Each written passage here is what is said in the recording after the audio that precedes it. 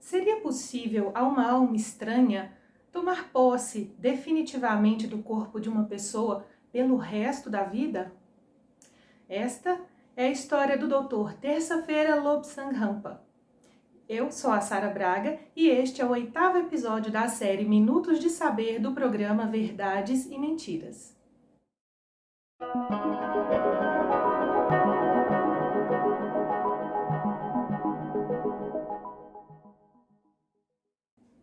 Olá, pessoal.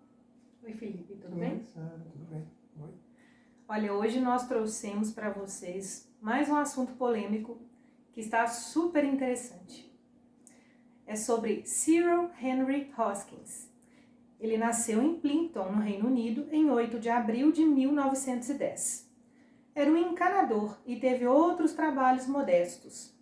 Alegava que, em junho de 1949, caiu de uma escada ao tentar subir numa árvore para fotografar uma coruja. E com a queda, ele bateu a cabeça e teve a visão de um monge tibetano que, sabedor de sua desilusão com a vida, propôs assumir o seu corpo num processo de transmigração de alma. Cyril teria, então, abandonado o corpo, permitindo que o monge lamaísta Terça-feira Lobsang Rampa o assumisse para sempre. Foi o início de uma aventura que alimentou um grande sucesso literário.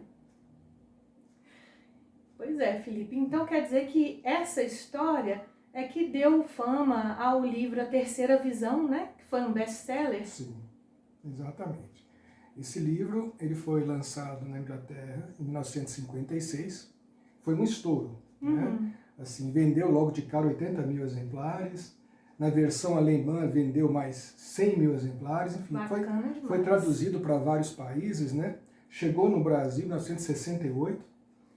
Quando eu tinha 12 anos, né, eu comprei o livro, foi o primeiro livro que eu li, de ponta a ponta, de capa a capa, rapidamente, devorei o livro, fiquei apaixonado. Ah, que legal. Porque eu não gostava muito de ler, então eu li o livro assim, como um louco, achei maravilhoso, porque ele escrevia muito bem, né, esse tal Lama Lobsang Rampa escrevia muito bem.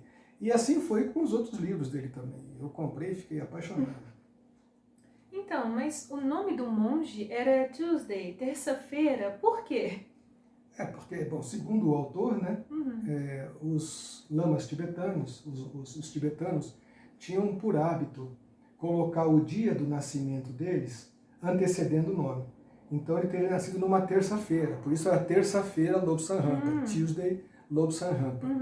Né? Nesse livro autobiográfico, né, aliás todos praticamente foram autobiográficos, ele fala da infância dele no Tibete, como ele foi levado, né, a viver, a conviver no mosteiro, né, dos lamas tibetanos, do lamaísmo.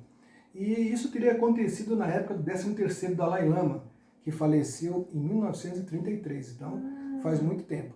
E ele conta, né, como ele foi levado a estudar medicina no mosteiro de Shakpori, a lendária Montanha de Ferro, que foi destruída pelo comunismo chinês, hoje não existe mais.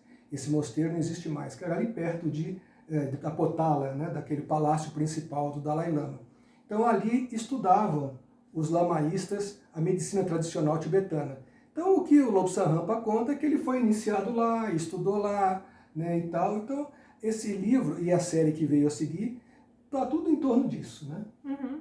Então, Felipe, eu li que o Terceira Visão foi recusado por várias editoras antes de finalmente ser lançado em 1956, né? Aliás, o editor não acreditou muito na história da transmigração do Dr. Rampa, né?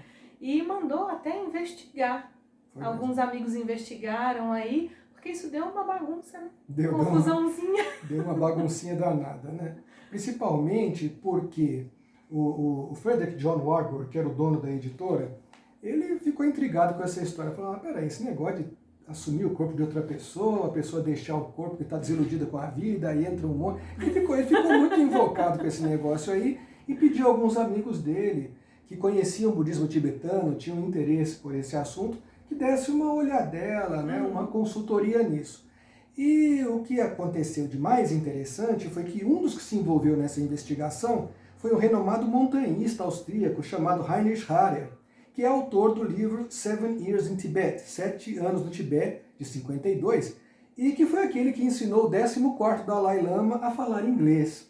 Aliás, esse livro foi que inspirou o filme 7 anos no Tibete, de 1997, que foi estrelado pelo Brad Pitt, né? Enfim, o Henry Schaller contratou um detetive chamado Clifton Burgess, que achou o autor dessa obra A Terceira Visão vivendo na Irlanda. Só que, nessa época, esse autor não tinha o nome Cyril Henry Hoskins. Ele aparecia como Dr. Carl Consuo, que era um outro nome que o Cyril Henry Hoskins registrou. Nada a ver. Então, ele mudou o nome dele para esse Dr. Carl Consuo. E estranho que ele sempre tinha essa mania de doutor, né? Porque ele não tinha formação superior nenhuma. Ele tinha essa mania de ter esse negócio de doutor. Então, essa investigação, inclusive, o resultado foi publicado no jornal Daily Mail em 58 e denunciava o Cyril Henry Hoskins, ou o Dr. Carl Consuo, ou o monge Lobsang Rampa, como uma farsa. Primeiro porque eles verificaram que ele nunca tinha saído do país e ido para o Tibete. Isso foi comprovado também. Ele não tinha formação superior, então ele não podia ser doutor em coisa alguma. Sim. Depois, ele nunca esteve no Tibete mesmo, não falava nem o tibetano, ele nem conhecia a geografia dos lugares citados no livro, né, do livro dele. E ele desconhecia também as práticas básicas do tradicional lamaísmo. Então, o Heinrich Harrer ficou muito invocado, porque ele viveu 7 anos no Tibete, ele conviveu diretamente com o Dalai Lama. Complicado. Ele era amigo pessoal do Dalai Lama, né? E ele ficou assim muito chateado. Falei, poxa, eu passei 7 anos no Tibete para documentar aquela cultura maravilhosa, me aparece um cara que nunca esteve lá, agora vem dizer que o corpo dele está, né, tomado por um lama tibetano e fica divulgando um monte de bobagens, né? Então ele ficou muito revoltado com isso.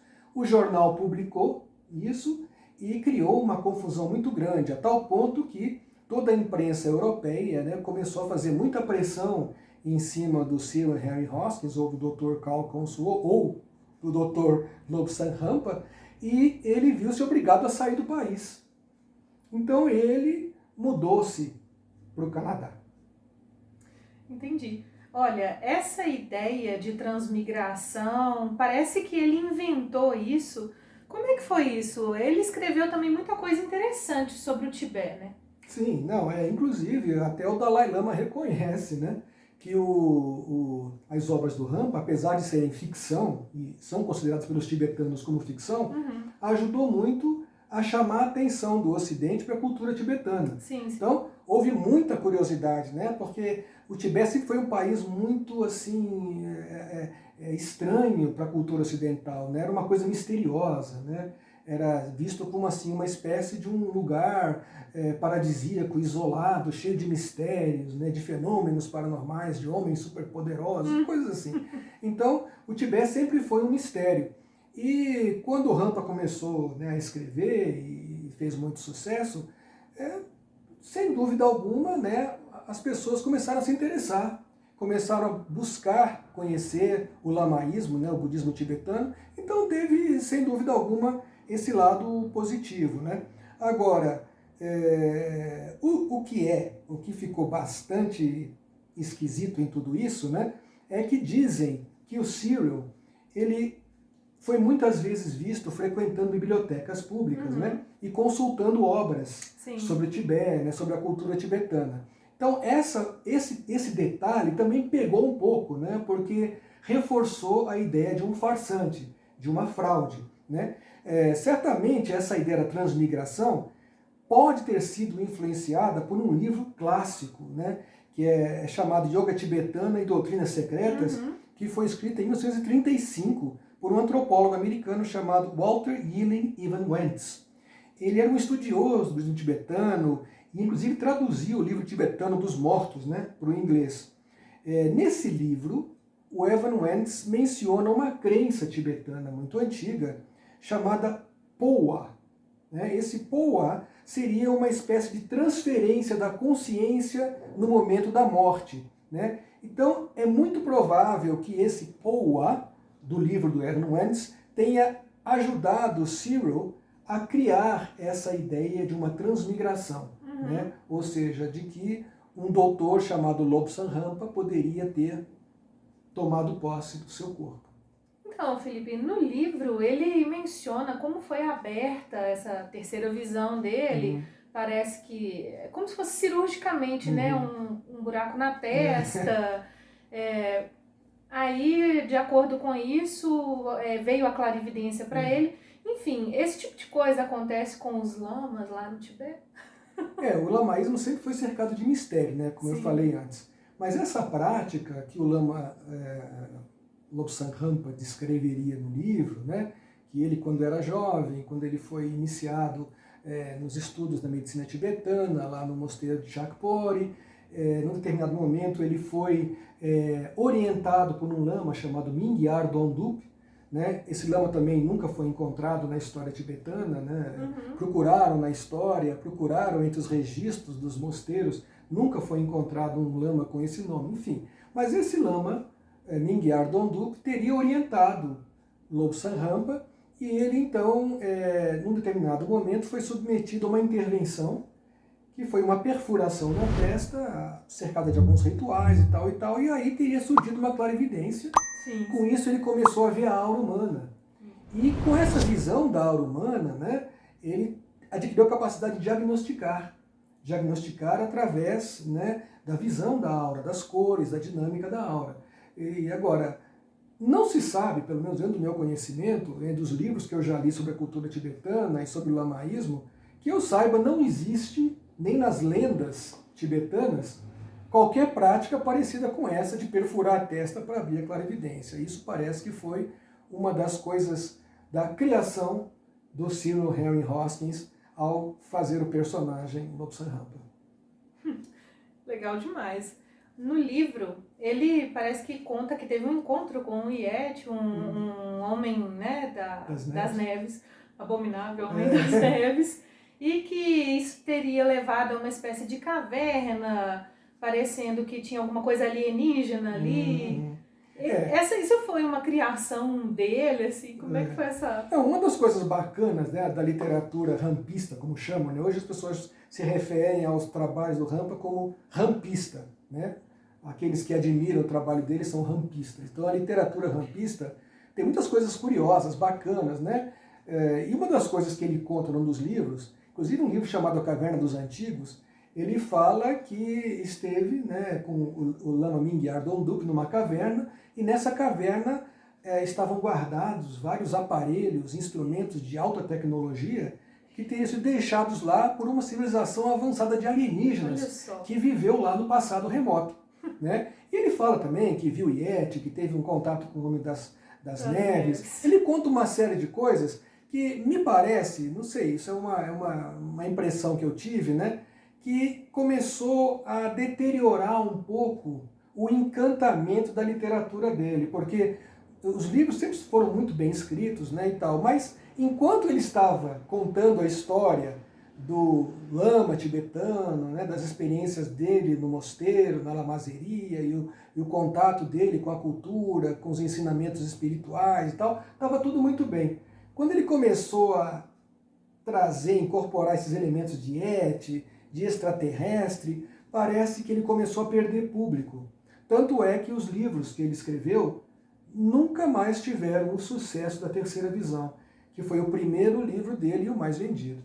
E sobre a história do livro Minha Visita a Vênus? Essa também foi uma outra coisa, né? Em 1957, o que dizem, né? Que em 1957 ele escreveu esse livro, né? E me parece que muito baseado naqueles alegados contatos com venusianos, de um polonês chamado George Adamski, que dizia que teve contato com os venusianos loiros, altos e tal e tal. Então me parece que o Rampa foi um pouco influenciado por isso e escreveu um livrete, né? Então, Minha Visita a Vênus. E ele não queria publicar esse livrete. Ele escreveu isso aí e tal, isso também deu uma outra confusão, porque um editor lá resolveu publicar esse trabalho. E ele não queria publicar. E isso foi lançado em 66, se eu não me engano, esse trabalho foi lançado em 66, mas não era a vontade do Rampa, né? Então, como o cara fez assim mesmo, o Rampa ele era um cara educado, né? Assim, era um pouco esquentado, mas era um cara educado. Ele escreveu para o editor e falou assim, olha, eu não queria que esse livro fosse editado, mas como você resolveu fazer isso, né? E eu confio muito, né, no seu discernimento, né, na sua e tal, eu gostaria que você doasse, então, 10% do que você arrecadar com essa obra, né? Muito bom. Para os gatos, né? Porque ele gostava muito de gatos, sim. Ele tinha um fascínio por felinos. Aliás, muitos tibetanos, muitos lamas e tal gostam muito dos felinos. Então, ele queria que esse valor fosse repassado para uma fundação para ajudar a proteger os gatos de rua, né? Enfim, até que foi uma coisa legal. Eu achei até que foi uma iniciativa bacana, sim, né? Claro. Do Rampa de ajudar a proteger os bichinhos. Enfim. Mas o livro foi lançado, inclusive em português também, foi lançado em português, e até hoje dá para encontrar isso por aí. Né? Até hoje se encontra esse suposto contato do Dr. Terça-feira Lobsang Rampa com os alienígenas de Vênus. Nossa! E lá no Tibete, por exemplo, checaram se existe uma família Rampa que confirma a existência do Dr. Lobsang? Ah, essa é uma ótima pergunta. Claro, né? Os pesquisadores não iam perder essa oportunidade, né? Ou de acabar de vez com a história, né? Mostrar que é uma farsa, sim, sim. Ou aqueles apaixonados rampistas de provar que o cara realmente existiu e que houve a transmigração e tal. Sem dúvida, muitos pesquisadores, inclusive jornalistas, foram atrás disso, né? Para saber se existia uma família Rampa no Tibete, se houve um garoto chamado Lobsang Rampa, que foi, enfim, aquela história contada nos livros. E apesar de existir uma família Rampa, sim, lá, nunca existiu esse Lobsang Rampa, né? Nunca existiu esse mentor chamado Mingyar Dondup, que ele conta nos livros, né? E uma série de coisas que ele relata ali também não existiram, infelizmente, não foram confirmadas. Mas para aqueles fanáticos rampistas, né? Teve inclusive um fanático aí rampista que pegou umas fotos antigas do Tibete, dos anos 30. Isso é muito sério, gente. O fanatismo é uma coisa muito perigosa, né? Esse sujeito pegou umas fotos antigas de lamas, inclusive do 13º Dalai Lama, né? Lá sentado com alguns dos seus companheiros, tal e tal, e sugerindo que aquelas pessoas na foto eram o Mingyar Dondup e o Lobsang Rampa. Só que não eram, né? Aí quando esse cidadão, esse fanático rampista foi questionado, ele falou assim, eu não vou discutir com ninguém sobre isso, porque isso aí eu só posso discutir com quem tem experiências astrais, né? Eu verifiquei isso no plano astral. Bom, aí fica difícil realmente de discutir, né? Fica complicado. Bom, aliás, né, por uma estranha coincidência, eu gosto muito de ler, né? Hoje eu sou um ávido leitor de revistas, livros e tal. E nos anos 80 eu estava pesquisando, né, sobre o Rampa, essa história toda. E acidentalmente descobri num sebo, né, nessas lojas de livros antigos, né, uma revista National Geographic de 1955. Né? Essa revista eu tenho aqui, ó. Essa revista eu achei e comprei numa livraria, né, de livros antigos e tal. Era única. E eu achei isso interessantíssimo, não, porque a matéria que fala aqui, ó, Minha Vida na Lhasa Proibida, do Heinrich Harrer, o mesmo cara que fez a investigação com aquele detetive sobre o Rampa, é o mesmo sujeito, o cara que escreveu 7 anos no Tibete, né? Então, eu tinha que comprar isso aqui. Com certeza. Aí eu comprei e comecei a ler, né? Porque a revista, uma boa parte dela, conta, né, a experiência do Heinrich Harrer com o Dalai Lama, no Tibete e tal e tal. E aqui eu achei 2 nomes que me chamaram a atenção. Né? Um que era Lobsang Santen, né? Lobsang Santen. E faz menção também ao ministro Rampa. Então eu falei, olha só, esta revista foi lançada antes do livro.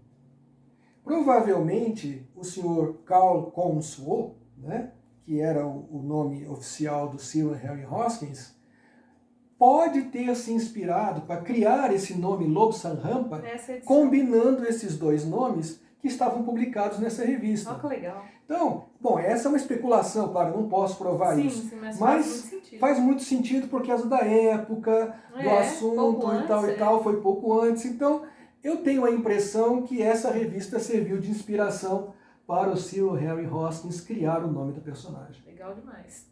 Mas o Cyril não era casado quando aconteceu o fenômeno da transmigração? Dizem que os lamas tibetanos não podem ser casados, né? Uhum. Ele teve algum filho? Como é que isso aconteceu? Ele era casado, né? O Cyril casou-se em 13 de agosto de 1940 com Sarah Ann Patterson, que depois assumiu o nome San Rahab Rampa e até escreveu alguns livros, né?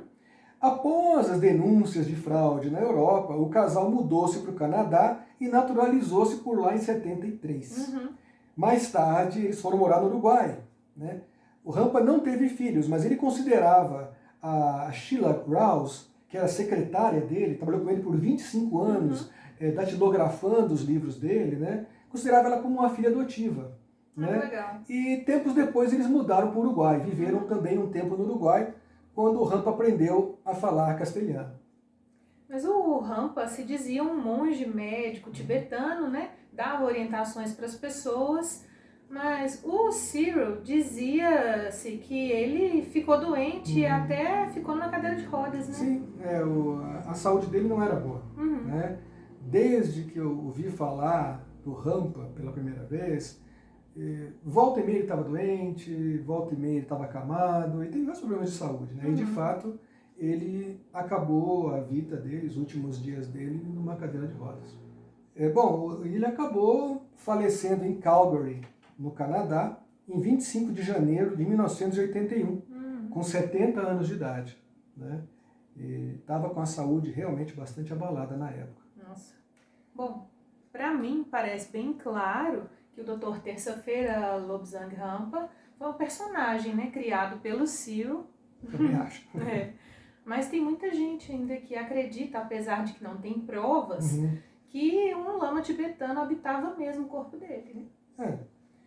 Mas tudo, né? Infelizmente, a gente, quando estuda religiões comparadas, seitas, ordens místicas, esotéricas, a vida de famosos médiuns, sensitivos, paranormais, contatados e tudo mais, a gente vê que praticamente todos eles sempre conseguem manter um determinado séquito de seguidores fanáticos, né? Sim. Que por mais que você prove, por mais que você mostre por A mais B, que aquilo não é real, que não tem fundamento, sempre tem aquelas pessoas que se apegam de maneira irracional, fanática, entendeu? Como se aquilo fosse uma tábua de salvação necessária. É impressionante, porque acontece com muita coisa por aí. Acontece com político, com religião, um monte de coisa. Então, até com esportistas, tem gente que é até capaz de matar por um jogador de futebol, né? Assim, é um fanatismo absurdo, irracional, que não tem o menor sentido de ser. Cega as pessoas, né? Elas passam a não raciocinar mais, mesmo a coisa estando óbvia ali para elas. Pois é, e o mesmo aconteceu com o Rampa, esse rampismo, né? Apesar de a gente saber que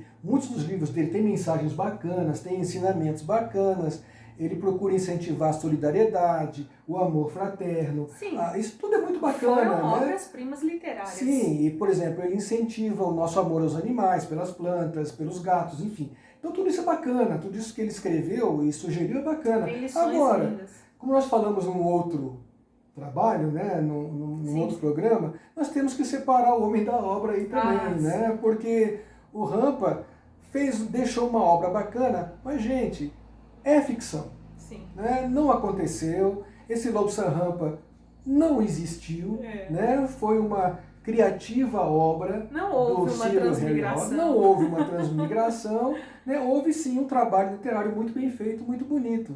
Né? Então, a gente vê aí, por exemplo, em Kemerovo, na Rússia, existe uma estátua em homenagem ao Rampa. Né? E em Bangalore, na Índia, né? Lá tem o Vale das Pirâmides, né? Que é uma espécie de uma organização de meditantes, de estudantes da espiritualidade. Eles fizeram uma pirâmide em homenagem ao Rampa, que tem uma estátua do Rampa lá. Né? Então, há pessoas que realmente acreditam que ele foi um monge, né, que de fato era um monge médico que tomou o corpo de um indivíduo britânico. Né? E, lamentavelmente, a gente percebe que isso é um apego completamente irracional, Com certeza. né, a uma imagem fantasiosa. Né? Claro que a gente respeita, a gente tenta entender, mas não é bom, isso não é positivo. Né? Eu acho que isso não é legal para quem estuda seriamente a espiritualidade. Né? Mas enfim, eu espero que vocês tenham gostado, né, desse nosso programa, né? A gente fez com muito carinho. Né? É um assunto, sem dúvida alguma, polêmico, né, como os outros que a gente vem abordando aqui, e outros que virão, né, acho que no futuro próximo. Né? Então eu espero que vocês tenham gostado da história do Lama Médico Lobsang Rampa. Isso aí, gente. Muito obrigada, um grande abraço e até o programa da semana que vem. Obrigada, Felipe. Obrigado, Sara. Obrigado a você. Continue com a gente, viu? Vai ter muita coisa legal aí pela frente. É isso aí. Até.